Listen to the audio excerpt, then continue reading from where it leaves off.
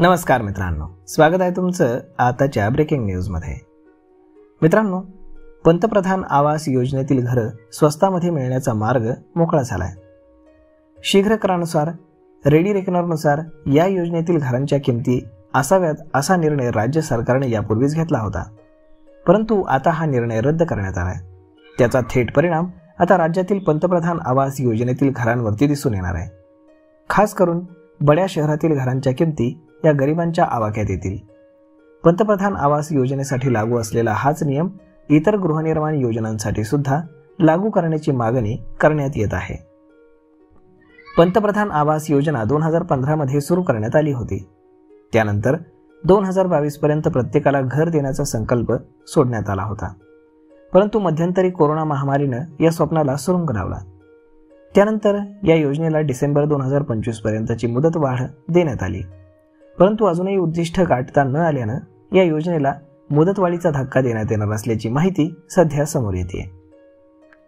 पंतप्रधान आवास योजना ही ग्रामीण आणि शहरी अशा दोन्ही विभागामध्ये राबवण्यात येते। योजनेअंतर्गत शहरी भागामध्ये 1,19,00,000 घरांना मंजुरी मिळाली आहे आणि 1,13,00,000 घरांचं काम सध्या सुरू आहे। त्यातील 94 लाख घरांचं काम हे जवळपास पूर्ण होत आले, तर राज्यामध्ये 12,69,267 घरांना मंजुरी मिळाली आहे। त्यातील 11,62,131 घरांचं काम सुरू आहे, तर 15,066 घरांचं काम पूर्ण झाल्याची माहिती समोर आली आहे। विकासकाकडनं सवलतीसह पंतप्रधान आवास योजनेमध्ये सध्या घरं बांधण्यात येत होती, परंतु विक्री करताना रेडी रेकनर दरांचा फायदा घेत घरं महागड्या किमतीनं विकली जायची। यामुळे या योजनेवरती परिणाम होत होता। महापालिका आयुक्तांनी याविषयीची खरी मेघ समोर आणली।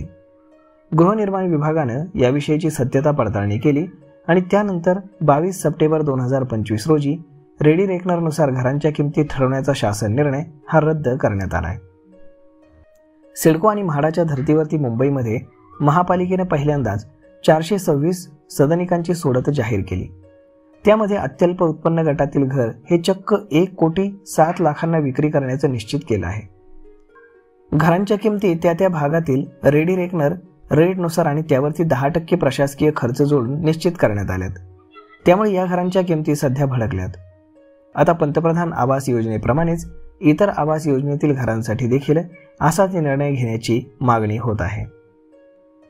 तर मग मित्रांनो, अशा पद्धतीनं पंतप्रधानांनी प्रत्येक गरिबाच्या घराचं स्वप्न हे त्याच्या आवाक्यात यावं म्हणून रेडी रेकनर बाबत हा मोठा निर्णय घेतलेला आहे। तर मग मित्रांनो, हा व्हिडिओ ही माहिती तुम्हाला कशी वाटली हे तुम्ही आम्हाला कमेंट करून नक्कीच सांगा, आणि जर आवडली असेल तर आपल्या जवळच्या मित्रमंडळींसोबत देखील हा व्हिडिओ तुम्ही शेअर करायला विसरू नका। धन्यवाद।